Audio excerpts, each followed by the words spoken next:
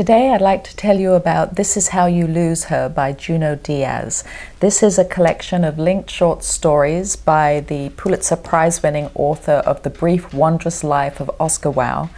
I didn't want to read this book. I wasn't looking forward to it. I read it for a class I teach at Sarah Lawrence College on linked short stories, but I absolutely loved it. And it's about mainly about a character, a young Dominican immigrant called Yunior, and his community.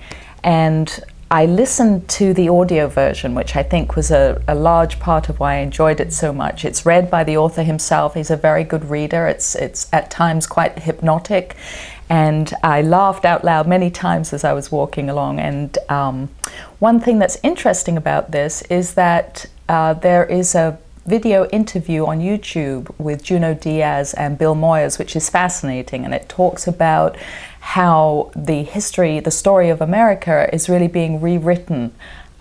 So it works in terms of its own collection, but it also plugs into a larger part of American history that's being written right now. So you might want to have a look at that.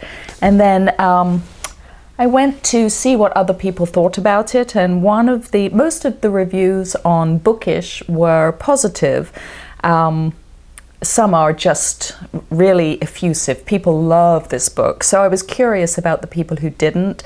And one 3-star review here from Beam IS12 said, "Crude and raw, almost like being privy to the musings of teenage boys in a locker room." So there is that element to it. The language is salty. If you don't feel like going inside the mind of a young immigrant man, then it may not be for you. But it's really a fascinating exploration of a culture that was unfamiliar to me. So I loved it, highly recommend it.